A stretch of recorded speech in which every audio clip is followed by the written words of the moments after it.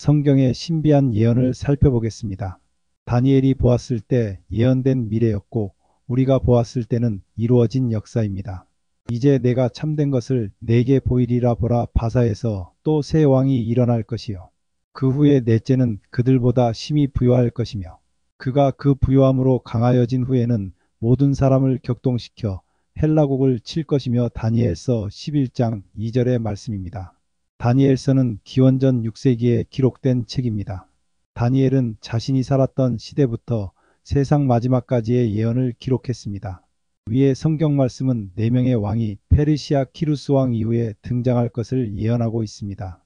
첫 번째로 캄비세스 2세, 두 번째로 스메르디스 가우마타, 세 번째 다리우스 1세, 그리고 네 번째 부유한 왕 크세르크세스 1세입니다. 캄비세스 2세, 페르시아 제국의 두 번째 왕 캄비세스 2세는 고레스 대왕의 아들로 태어났습니다. 그는 아버지 고레스가 세운 거대한 제국을 물려받았고 더 넓은 정복을 꿈꾸던 왕이었습니다. 제위 기간은 약 기원전 530년부터 522년까지 불과 8년 남짓이지만 그의 통치는 페르시아 역사에서 강렬한 인상을 남겼습니다. 고레스는 바벨론을 정복한 후 포로로 잡혀있던 유대인들에게 귀환을 허락했습니다. 그러나 그의 아들 캄비세스는 성경에서 직접 언급되지는 않지만 에스라서 4장 6절 7절에 암시적으로 등장합니다. 거기서 바사왕에게 성전 재건을 방해하는 고발문이 올라갔다고 기록되어 있는데 많은 학자들은 이 시기가 바로 캄비세스 통치 때였다고 봅니다. 즉 그는 유대인의 성전 재건을 멈추게 한 왕으로 역사에 남았습니다. 캄비세스는 아버지의 뒤를 이어 제국을 더욱 확장하기 위해 이집트 원정을 단행했습니다. 그는 기원전 525년 펠루시움 전투에서 이집트의 파라오 푸삼티크 3세를 무너뜨리고 나일 강을 따라 내려가 이집트를 완전히 장악했습니다. 그 결과 페르시아 제국은 당시 세계에서 가장 큰 영토를 가진 제국이 되었습니다. 하지만 그의 원정은 단지 정복으로 끝나지 않았습니다. 그는 이집트의 종교와 문화를 멸시했습니다. 헤로도토스의 기록에 따르면 캄비세스는 이집트 신전의 황소 신 아피스를 모독했다고 합니다.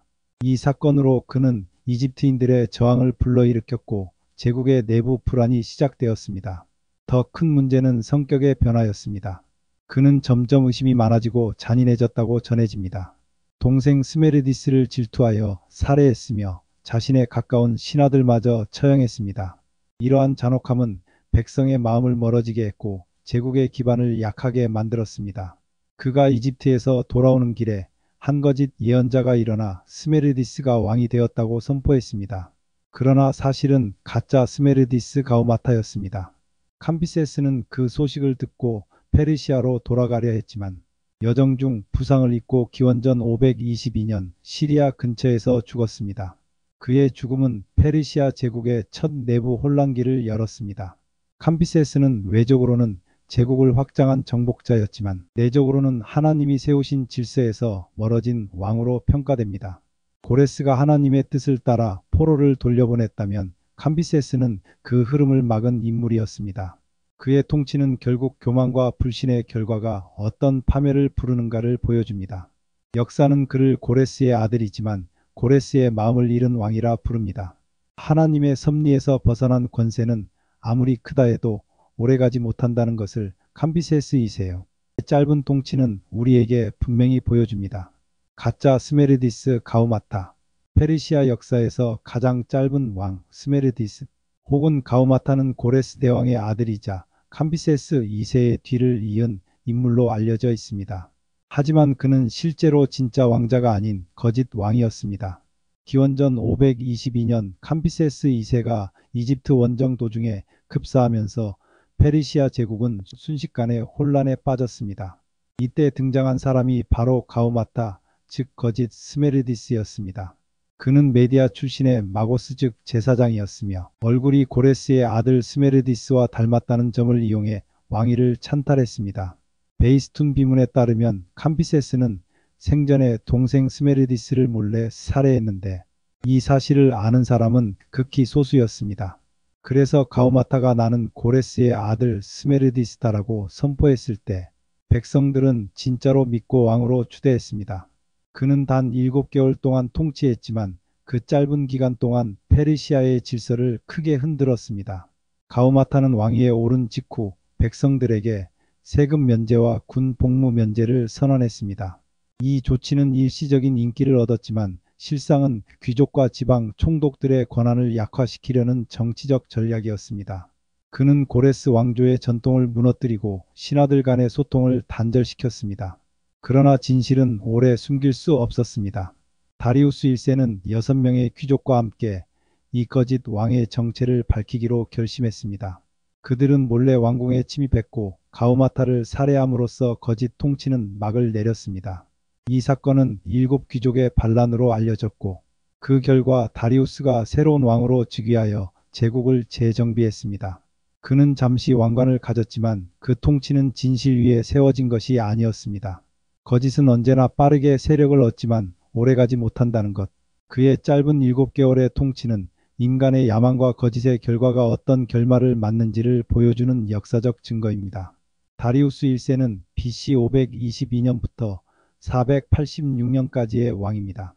다리우스 1세는 아케메네스 왕조 제3대 왕으로 캄비세스가 죽은 후 혼란에 빠진 페르시아 제국을 안정시킨 강력한 개혁 군주였습니다. 그는 키루스 대왕의 직계 후손은 아니었지만 귀족 가문 출신으로서 쿠데타를 통해 왕위에 올랐습니다. 당시 페르시아는 가짜 스메르디스의 반란으로 크게 혼란스러웠는데 다리우스는 이를 진압하고 합법적인 왕권을 되찾았습니다. 왕위에 오른 다리우스는 무엇보다 행정과 제도의 개혁에 집중했습니다.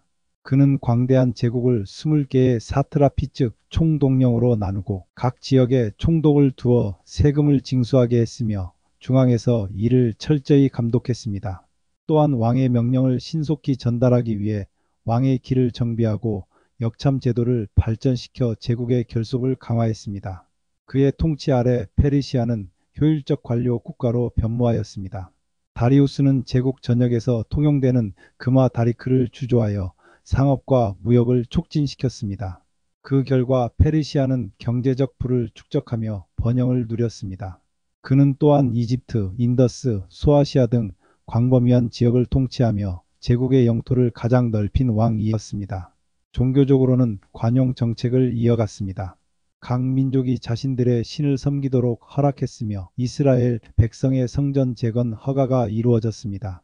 에스라서 5장 6장에 따르면 유다 장로들과 선지자, 학계, 스가랴가 성전 재건을 재개하자 지방 관리들이 이를 문제 삼았지만 다리우스는 조사 끝에 고레스의 칙령을 찾아내어 성전 공사의 정당성을 인정하고 재건을 공식적으로 허가하였습니다. 그는 성전 재건에 필요한 경비를 왕의 재정에서 지원하라고 명령했고 성전 제사에 필요한 희생물까지 공급하게 했습니다.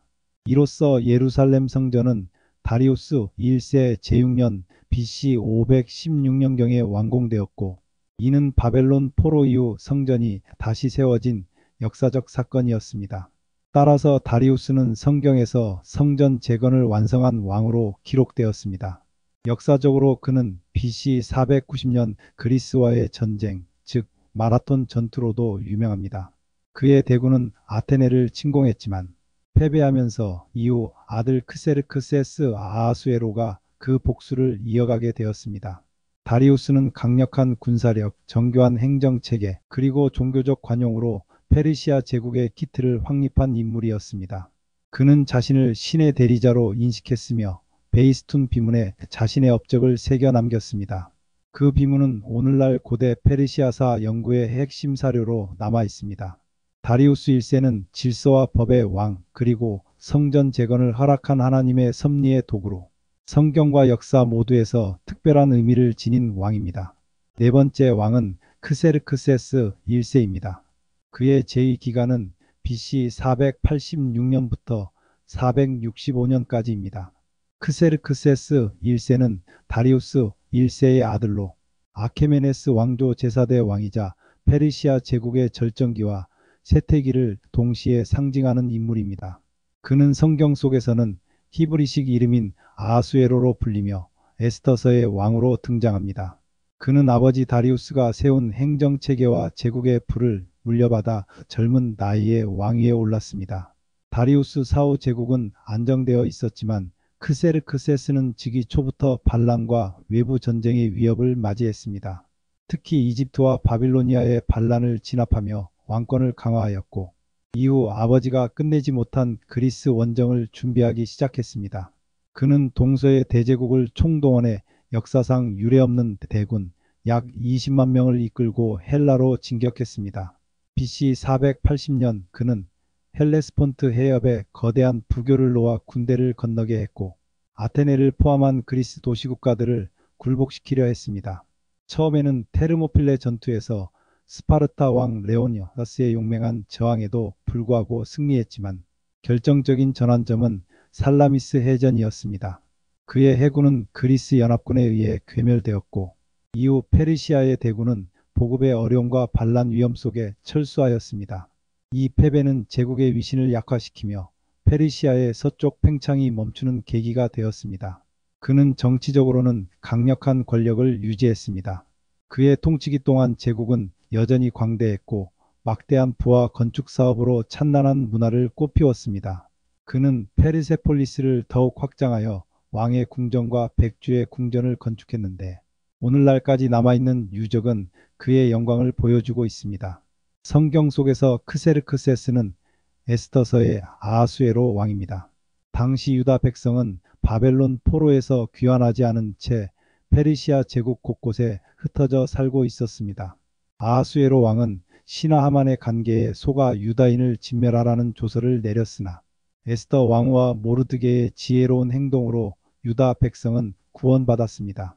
이 사건은 이후 불임절로 기념되었고 이는 유다 민족 보존의 역사적 전환점이 되었습니다.